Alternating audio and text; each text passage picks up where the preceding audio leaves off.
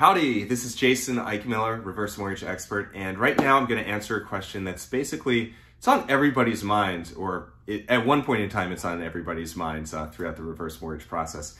It's what happens to my house and what happens to my loan when I pass away. Now there's a lot of incorrect assumptions about reverse mortgages. Some people, and I don't know why these assumptions are out there, but they've been since I've been doing this since 2008. I've consistently gotten the same questions over and over and over again. So I figured if I answer them in a quick little video, it might help you. Real quick before I do that though, if you need to get in touch with me, if you want to discuss a scenario or see if a reverse mortgage could make sense for you, feel free, or a loved one or a client, anyone really, feel free to reach out. My name again is Jason. You can reach me at 888-309-9705. Again, 888-309-9705. Or you can always email me at jason@keyhomelending.com. That information is going to be below as well. Probably not on the screen. I spend more time helping folks in closing loans than coming up with fancy graphics, but I will have that information posted somewhere below, or you can just rewind this video. Okay, so let's get into it. Let's look at the assumptions first. And again, since I started doing these reverses back in 2008, people would always ask, well, what happens to my house? And the assumptions that thankfully are false are, number one, the government gets the house or the bank gets my house when I pass away. And that is not true. So what happens when you pass away with a reverse mortgage? Well, it's the exact same thing that happens if you pass away, or when you pass away, because we all do, with a regular mortgage. First of all, if you're both married, let's say the husband passes away, the spouse is on the reverse mortgage, spouse continues on. Now, of course, if she wants to sell the house down the line, she can. If she wants to pay it off down the line, she can. So if you're married, don't worry, your spouse is going to be okay. Even if your spouse was under 62, as long as you got the reverse mortgage back in, say, after 2015, then there's something called a non-borrowing spouse, where if your spouse is on the reverse, or was under 62, you had the reverse mortgage, they lived in the house with you, they were called a participating non-borrowing spouse, and it acts basically the same way. Your spouse is okay as long as he or she lives there, continues to live there, and continues to pay the property taxes and the homeowner's insurance. But let's say that you're single, or you're widowed, or you don't have a spouse. Let's say you're the only person on title. You pass away then, same thing, it's just like a regular mortgage. The house will go to whoever you want the house to go to, okay? Could be your kids, could be the church, could be whoever you want the house to go to, it'll go to them. Now, what they'll do, they'll notice that there's a tab on this, right? We lent you some money and now the bank's saying, okay, we want our money back.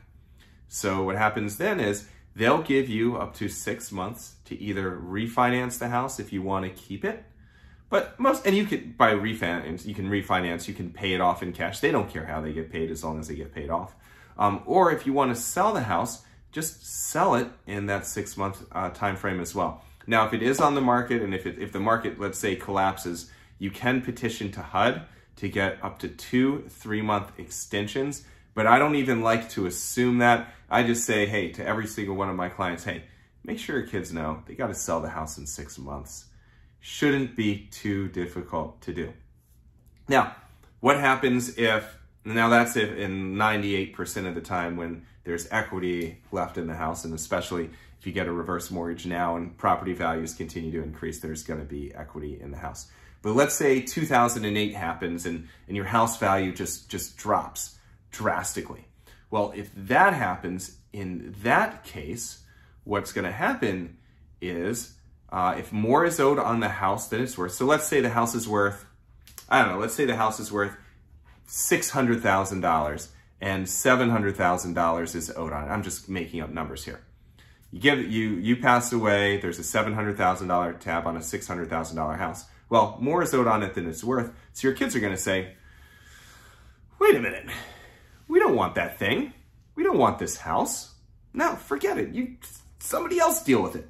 So what they'll do is they'll give up the deed in lieu of foreclosure, and every single reverse mortgage has insurance on it if it's a hecm, or if it's not a hecm, meaning like a non-government proprietary, there's still protections written into the language that the lender has to deal with it.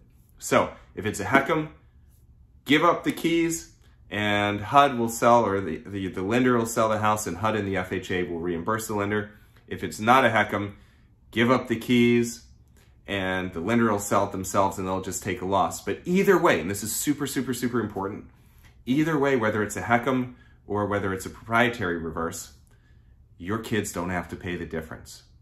This is non-recourse, and the only thing that they can attach to is that house. That means if you have life insurance, if you have other funds through the estate, if your kids have money, any of that stuff, the lender and the FHA and HUD, they can't touch a penny. Not a bright, shiny, red, stinking penny. It's just the house. So I think that's long enough. I think you got it. In summary, and this happens 98% of the time, your kids are going to get the house. There'll be some equity in it, and your kids will decide, hey, I either want to keep the house, so pay it back somehow. Normally it's with a refinance, or I want to sell the house, and then they'll just sell it. Whatever's owed to the reverse mortgage company gets paid back, and your kids get the rest. I think it's pretty simple, but there's a lot of misinformation and a lot of miscommunication out there, I should say. So if you have any questions, again, my name is Jason Eichmiller. I run this channel. I am a practicing reverse mortgage originator. I've closed over 450 of these since I started doing this in 2008, and I'm glad to help you either answer your questions or help you or a client or a loved one. So feel free to give me a shout. Again, my phone number is area code 888-309-9705. Again, 888-309-9705, or you can always email me, jason@keyhomelending.com. You'll get me right there. All right, I hope this helps. Anything you need, you know how to reach me. And until next time, take care of yourself.